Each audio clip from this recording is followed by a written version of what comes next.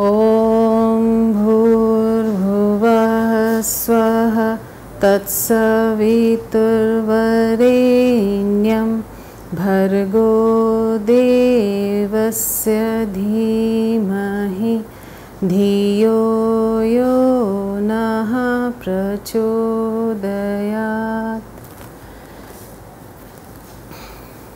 मित्रों, आज की नारी को हम आधुनिका कह सकते हैं।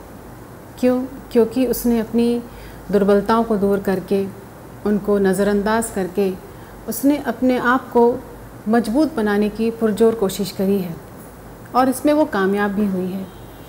आज उसने समाज में एक अलग छवि पेश करी है, जिसमें कि वो एक साहसी, परिपक्व, सहिष्णु एवं एक मजबूत इरादे वाली नारी के रूप में उभर करके आई है। आज की नारी को यदि हम सुपर वुमन भी कहें तो इसमें कोई गलत नहीं होगा, क्योंकि उसने अपने आप को हर एक क्षेत्र में, चाहे आप कोई क्षेत्र लीजिए, किसको इसमें प्रतिस्पर्धा है, हर एक क्षेत्र में वो आगे बढ़ रही है और उसका दबदबा देखिए कि वो पुरुषों को हर एक क्षेत्र में चैलेंज भी कर रही है, चुनौतियाँ पेश कर रही है। तो मित्रों, भारतीय नारी की देखिए अनेक स्वरूप हैं। तो जब मैं इनके बारे में सोचती हूँ तब लगता है कि किस नारी की बात की जाए और कहाँ से बात शुरू की जाए। अब देखिए, विश्व गुरु के पद पर आसीन उन ऋषि पत्नियों की जो ज्ञान और विद्वता में देखिए इतनी आगे थी कि शास्त्रार्थ में भी याज्ञवल्क्य जैसे ऋषियों को भी टक्कर दिया करती थी। अष्टावक्र जैसे विद्वान को जन्म देने की लालसा में अपने पति के द्वारा अपने शिष्यों को दिए हुए ज्ञान को आत्मसात करती, परंतु अपने पति के द्वारा श्रापित एक कुरूप संतान को जन्म देने के लिए वो विवश माँ अपने पति के साथ युद्ध में जाती, उसकी शक्ति बनकर। ऐसी अर्धांगिनी के बारे में बात करूँ मैं, या फिर उस नारी की बात की जाए जो आज के इस आधुनिक समाज में अपने भौतिक सुखों के लिए अपने परिवार, अपने पति, यहाँ तक कि अपने संतान को भी भुलाकर केवल धन को ही सर्वोपरि मान बैठी है। या फिर उस नारी की बात की जाए जो उस पिछड़े वर्ग की है और आज के समाज के हर एक अत्याचार को सहती है। और एक वो नारी है जो आज के इस आधुनिक समाज में, इस पढ़े लिखे समाज में अपनी बराबरी पाने की होड़ में, चाहे वो निम्न वर्ग की हो, चाहे वो मध्यम वर्ग की हो, लेकिन केवल अपनी बराबरी पाने की होड़ में अपने परिवार, अपने संस्कार, अपने परिपाटी, यहाँ तक कि अपने स्व को भी भूलती जा रही है। और एक और रूप जो नारी का देखने को मिलता है वो ये है कि यूँ तो हमें आज़ादी मिली है महिलाओं को, लेकिन उस आज़ादी का अगर हम गलत उपयोग करेंगे तो सही नहीं है। आज देखिए, हर जगह इतनी अश्लीलता बढ़ गई है, चाहे आप टीवी में देखिए या मोबाइल में देखिए, अश्लीलता बढ़ती जा रही है। आज़ादी का अर्थ नहीं है कि हम बिल्कुल शर्म लिहाज से भूल जाएं। तो कई स्वरूप हैं जो नारी के देखने को मिलते हैं। वैसे देखा जाए, राज्य और केंद्र सरकार ने महिला सशक्तिकरण को अपने मुख्य फोकस में रखकर उनको अनेक प्राथमिकताएं देकर अनेक आयाम प्रदान किए, लेकिन सरकारों के इतने प्रयास के बावजूद आज नारी वर्तमान में वो स्थान नहीं प्राप्त कर पाई है जहां उसको होना चाहिए था। देखिए, बिना नारी शक्ति के इस संसार में मनुष्य कुछ भी नहीं कर सकता।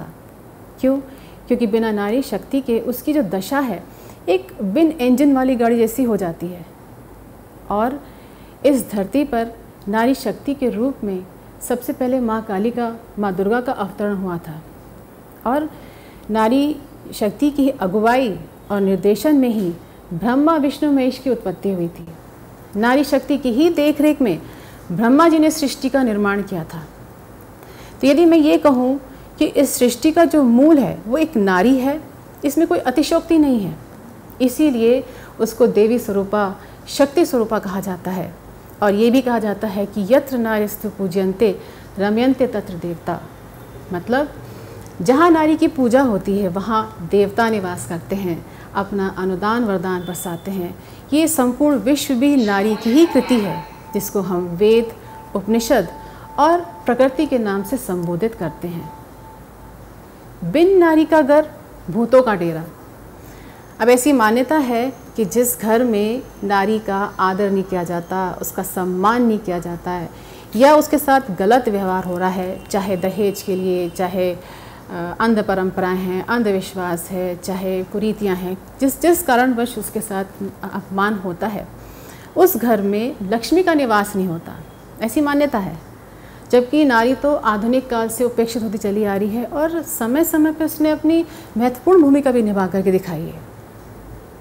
अब देखिए, एक ऐसा समय था जब पति की मृत्यु के बाद उसकी पत्नी को जिंदा जला दिया जाता था, ये सती प्रथा थी। लेकिन इस प्रथा को रोकने के लिए राजा राममोहन रॉय ने ठोस कदम उठाया और हमेशा के लिए इस प्रथा को बंद कर दिया। एक प्रथा समाप्त हुई। फिर एक ऐसा समय था जब समाज के कुछ ऐसे विशेष कुप्रथाओं के वाहक, कुछ ऐसे विशेष वर्ग के पुरुष थे जो नारी को केवल एक गुलामी का उसको प्रतीक बना दिया गया, उसको सुख सुविधाओं से, शिक्षा से और बाकी गतिविधियों से सबसे वंचित करके रखा और एक चार दीवारी में कैद करके रख दिया। और बाहर कौन कहे, घर में भी उसको अपना चेहरा छुपा करके रखना पड़ता था, हमेशा घूंघट में रहना पड़ता था। और जहाँ जानवरों को खुले मुंह घूमने की आज़ादी थी, लेकिन नारी को खुले मुंह घूमने की कोई आज़ादी नहीं थी। वही समस्याएं विधवाओं के साथ थी। विधवाओं की जो जीवन था बिल्कुल ही बेकार था, क्योंकि अगर विधवा होने के बाद ना उनको अपशकुन के रूप में देखा जाता था, ना तो वो मंदिर जा सकती थी, और सामने कोई उनको देख ले तो अपना मुंह, अपना रास्ता बदल लिया करते थे। तो ये सब समस्याएं जो हैं चली आ रही हैं और इनका अंत भी हुआ इन प्रथाओं का।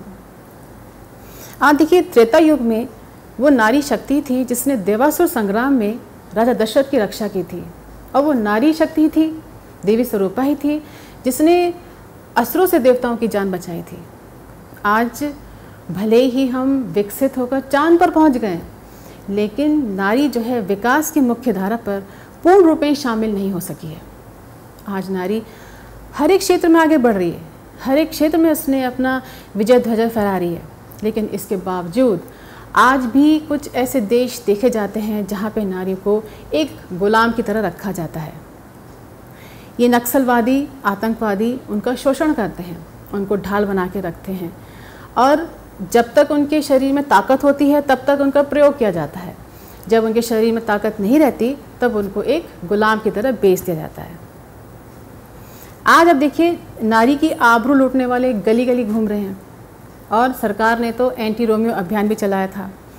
लेकिन एक बात हमें याद में रखनी होगी कि 21वीं सदी नारी सदी है, अर्थात भाव संवेदनाओं की। परम पूज्य गुरुदेव ने भी उद्घोष किया था कि 21वीं सदी नारी सदी, और इस समाज के नव निर्माण के लिए, उसको बेहतर करने के लिए नारी को अपने कदम आगे बढ़ाने ही होंगे, और बढ़ा भी रही है।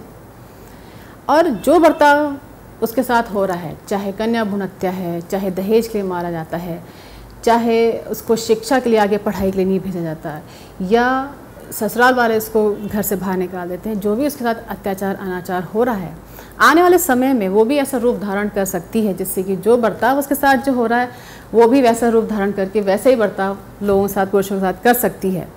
तो नारी किसी तरह कमज़ोर नहीं है, उसको अपने आप को पहचानने की आवश्यकता है और आगे बढ़ने की आवश्यकता है।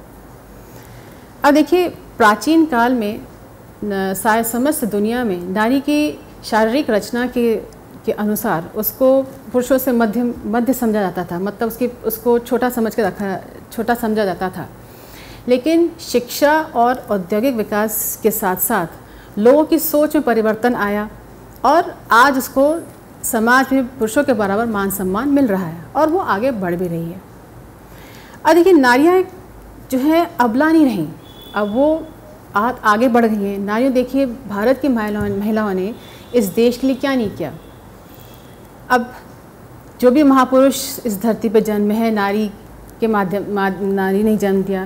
तो यदि नारी जो है महापुरुषों को जन्म दे सकती है, विवेकानंद को जन्म दे सकती है, या भगत सिंह को जन्म दे सकती है, तो नारी कमज़ोर कैसे हुई? नारी कमज़ोर नहीं है, उसको उसकी स्त्री शक्ति को जगाना है। कुछ महिलाओं के उदाहरण देना चाहूँगी। जब इंदिरा गांधी थी तो उन्होंने पाकिस्तान पे हमला बोला था और पाकिस्तान के 2 टुकड़े कर दिए थे। और ऐसे देखिए, प्रतिभा पाटिल थी, कितने ऊंचे पद पर आसीन थी। ऐसे कई उदाहरण हैं। अब देखिए, माउंट एवरेस्ट पर भी नारी पहुंच गई है, और तो और अभी जो ओलंपिक गेम्स हैं उसमें मेडल जीत के आई हैं। कल्पना चावला को देख लीजिए और क्या नाम मैरी कॉम को देख लीजिए, कितने ऊंचे ऊंचे पद पर आसीन हैं और अपना ध्वज फहरा रही हैं, आगे बढ़ रही हैं। तो नारी किसी से कम नहीं है, उसको सिर्फ अपने आप को पहचानने की समझने की आवश्यकता है। और यदि नारी अपने पे आ जाए तो वो रौद्र रूप भी धारण कर सकती है और उसके क्रोध के सामने भगवान भी स्वयं नहीं टिक पाए। आप सभी जानते होंगे जब महाकाली ने रौद्र रूप धारण किया था तो भगवान रुद्र जो थे वो भी उनको उनके कदमों में झुकना पड़ा था। तो आज जो भी महिलाओं के साथ अत्याचार हो रहे हैं, जो भी घटनाएं घट रही हैं, उनसे उनको डटकर मुकाबला करना है और आगे बढ़ना होगा। परम पूज्य गुरुदेव ने प्रतिभा परिष्कार के लिए कुछ सूत्र दिए। सबसे पहला गुरुदेव ने बताया कि है कैपेसिटी डेवलपमेंट, अपनी क्षमताओं को विकसित करिए, अपनी क्षमताओं को विकसित करिए, उसको डेवलप करिए। यदि कोई पात्र छोटा है और उसमें पानी कम आ रहा है और हमें उसको ज़्यादा पानी भरना तो हम गहरा पात्र लेंगे।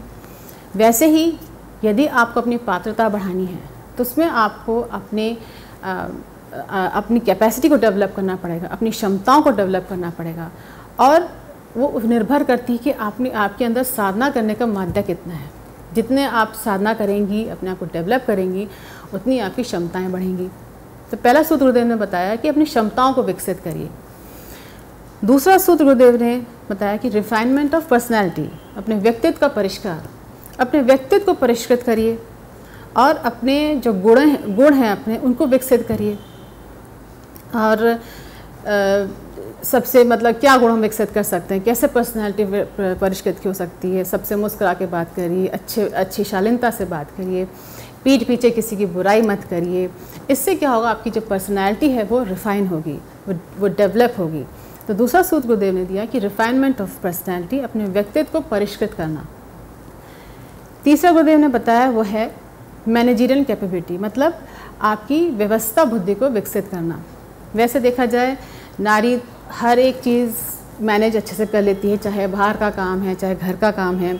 घर में चौके से लेकर अपने घर परिवार की सब व्यवस्था देखती है, चाहे बच्चे खाने पीने का है या हस्बैंड पति का देखना है या परिवार का देखना है, सबको अच्छे से मैनेज करती है, मल्टीटास्क कर सकती है। लेकिन अपनी व्यवस्था को, अपनी बुद्धि को विकसित करना है, मैनेज कैसे करना है। यदि हम घर को संभाल सकते हैं तो नारी जो है समाज के क्षेत्र में अपनी व्यवस्था बुद्धि कैसे कर सकती है, उसमें क्या क्या कर सकती है, इसमें इसको सोचना चाहिए।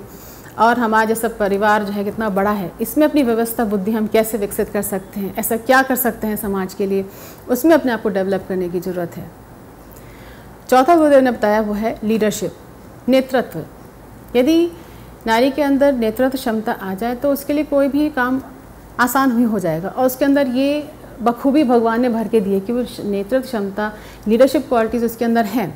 केवल अपने आप को समझना और देखने की आवश्यकता है कि कहाँ मैं कैसे फिट हो सकती हूँ, कहाँ मैं क्या कार्य कर सकती हूँ। अगर नेतृत्व क्षमता, लीडरशिप क्वालिटी ये इसके अंदर आ जाए तो मैं तो कहूँगी भारत को भी संभाल सकती है। और यदि नेतृत्व क्षमता देश संभालने को उसको मिल जाए तो मैं आशा करती हूँ एक दिन हमारा भारत जो है सोने की चिड़िया कहलाएगा। अब तो यही चीज़ है कि आज हम इतनी सारी प्रवृत्तियाँ देख रहे हैं, कितनी सारी महिलाएं जो हैं आगे बढ़ रही हैं, IAS ऑफिसर्स हैं, लेफ्टिनेंट्स हैं, कर्नल हैं। तो उनके अंदर ये क्वालिटी है, नेतृत्व क्षमता है जो कर सकती हैं। तो अगर हमारे अंदर कोई कमजोरी है उसको हमें देखने की आवश्यकता है। अगर अंदर हमारी क्वालिटी है नेतृत्व क्षमता तो हमें उसको भागीदारी करनी चाहिए और जगह जगह जहाँ मौके लगे वहाँ जाके नेतृत्व क्षमता अपनी दिखानी चाहिए। इससे मुझे याद आ रहा है परम वंदनीय माता जी की बात याद आ रही है। जब परम पूज्य गुरुदेव एकांतवास में चले गए थे और वंदनीय माता जी उसमें बिल्कुल अकेली थी, तो माता जी ने शांति कुंज को एक पिता के रूप में, एक अभिभावक के रूप में, एक संस्थापक के रूप में इसको संभाल कर खड़ा किया। और इतना सारा कार्य होता था, इतने सारे काम होते थे, घर में बैठ के भी, घर में भी देखिए इतने सारे लोगों का आना जाना, परिजनों को देखभाल करना, उनको खाना खिलाना पिलाना। इसके अलावा जो अखंड ज्योति छपती थी वो घर के बने कागज़ पर ही छपती थी। वो सब कार्य माता जी बखूबी संभालती थी। लोगों को भी अपने हाथों से भोजन खिलाती थी। आज भी लोग बहुत याद करते हैं माता जी को, कैसे माता जी ने उनको लोगों को भोजन खिलाया, कैसा उनका ध्यान रखा, सारी व्यवस्था देखी। अखंड ज्योति पत्रिका जो थी वो घर के बने कागज़ पे बनती थी, उस पे माताजी उसको कागज़ को गला के सुखा के उस पर स्वयं उसको छापती थी और डिस्पैच करती थी। तो ये सारे काम, इसके अलावा वंदे माताजी ने अपनी नेतृत्व में धर्मवानी बहनों को भी बहुत कुछ सिखाया, समझाया और टोलियों में भेजा। तो ये क्या था, वंदे माताजी की इतनी अच्छी नेतृत्व क्षमता थी और सारा शांति कुंज से लेकर तपोभूमि से लेकर अखंड ज्योति सब कुछ उन्हें बखूबी संभाली। और उस समय तो ऐसे फ़ोन भी नहीं होते थे या मोबाइल नहीं होते थे कि तुरंत बात की जाए। गुरुदेव जब हिमालय पे रहते थे, जाते थे, तो ऐसा भी नहीं कि वंदे माताजी तुरंत फ़ोन लगाएं और गुरुदेव से बात कर लें, ऐसी कोई व्यवस्था भी नहीं थी। बस सूक्ष्म से गुरुदेव से बातें होती थी और सारा कार्यभार से संभलता था। तो ये लीडरशिप का मैं एक उदाहरण दे रही हूँ। वंदे माताजी में इतनी क्वालिटीज़ थी, उन्होंने अपने आप को पहचाना और सारे शांतिकुंज से लेकर तपोभूमि सब कुछ उन्होंने बखूबी संभाला। तो मित्रों, हमें सब अपने आप को पहचानने की आवश्यकता है, नहीं तो और समझने की ज़रूरत है और हम आगे बढ़ सकते हैं। आजकल जो कुछ समस्याएं देखने को मिलती हैं, जैसे छोटी छोटी बच्चियों को उदाहरण देना चाहूँगी। बच्चियां हैं जैसे टीनेज जो लड़कियां होती हैं, जैसे 13 से 19 साल की लड़कियां हैं। मतलब मैं ये बताना चाह रही हूँ कि यदि हम महिला सशक्तिकरण के लिए अपने कदम आगे बढ़ा रहे हैं, तो कुछ जो अपने रेगुलर उसमें दिनचर्या में है या रेगुलर रूटीन में उनको बदलने की आवश्यकता है, उनको समझने की ज़रूरत है। तो सबसे पहले तो मैं ये बताई थी कि आजकल जो टीनेज बच्चे हैं, अब क्या होता है कि 13 से 19 साल, 19 से 29 साल तक ये एज बड़ी नाजुक होती है। इसमें क्या है, भटकने के बहुत चांसेस होते हैं। यदि माँ बाप सही मार्गदर्शन नहीं देंगे या उनको समझाएंगे नहीं, तो क्या होता है, बच्चे भटक जाते हैं और गलत संगति के साथ बिगड़ने लगते हैं। तो कोशिश ये करनी चाहिए कि हम बच्चों पे ध्यान भी दें कि वो क्या कर रहे हैं, क्या नहीं कर रहे हैं। लड़कियां हैं, लड़के हैं, इन लोगों को सही बात, सही मार्गदर्शन, अच्छे संस्कार घर पर ही दें। तो होता है क्या है कि बच्चे संभले रहते हैं। आजकल लोग कहते हैं लोग बच्चों में संस्कार नहीं है, आजकल जनरेशन। तो ये अपने पे डिपेंड करता है कि हम बच्चों को घर में ही बचपन से अच्छी चीज़ें बातें बताएं, तो ही तो बच्चे सीखेंगे। तो अब कई बार क्या होता है, बच्चियों की जल्दी शादी कर दी जाती है। तो जल्दी शादी करने के कारण उनके ऊपर जो जिम्मेदारी एकदम से पड़ती है ससुराल वालों की, उसमें क्या है, बहुत गृह कलेश जैसी स्थिति बन जाती है। एकदम से वो अपने आप को संभाल नहीं पाती हैं। तो इसमें माँ बाप का बहुत रोल है, कैसे वो बच्चियों को अच्छी चीज़ें, अच्छी बातें पहले से ही बताएं। और मैं ये ज़रूर कहना चाहूँगी, शादी से के जाल में फंसने से पहले आप जो हैं, बच्चियाँ जो हैं, अपने आप को मजबूत बनाएं, अपनी शिक्षा पूरी करें, अपने को स्टेबल बनाएं, उसके बाद ही आप विवाह करें। तो क्या है, आपके अंदर एक पहले से कॉन्फिडेंस होगा और पहले से मजबूती होगी, तो आप हर तरह की समस्या को झेल सकते हो। दूसरी चीज़ है जो मैं कहूँगी कि फाइनेंशियल इंडिपेंडेंट होना। अब क्या होता है कि कई बार हम फाइनेंशियल इंडिपेंडेंट नहीं होते हैं, हमेशा हमें किसी के सामने पैसे मांगने पड़ते हैं, कुछ करने पड़ते हैं। तो अगर रोज़मर्रा में अगर आप 15 रुपये भी आप बचाते हो, इससे क्या होगा, आपके अंदर फाइनेंशियल इंडिपेंडेंस की एक क्वालिटी आएगी, आपके अंदर एक अनुशासन आएगा कि हाँ, इस तरह से पैसे बचा के हम अपना खर्चा कर सकते हैं और बार बार किसी से हमें मांगने की ज़रूरत नहीं है। तो जो बच्चे कहते हैं कि हमें क्या कहते हैं, पैसे नहीं मिलते, हमें पॉकेट मनी नहीं मिलता, तो आप इस तरह से भी कर सकते हो। घर बैठे ही आप 15 रुपये हाँ, छोटी राशि है लेकिन ज़्यादा भी हो जाएगी। तो इससे आपके अंदर एक फाइनेंशियल इंडिपेंडेंस की आपके अंदर वो क्वालिटी आएगी और आपके अंदर एक आत्मविश्वास, कॉन्फिडेंस आएगा। तीसरी चीज़ है वो है मेडिटेशन और योग।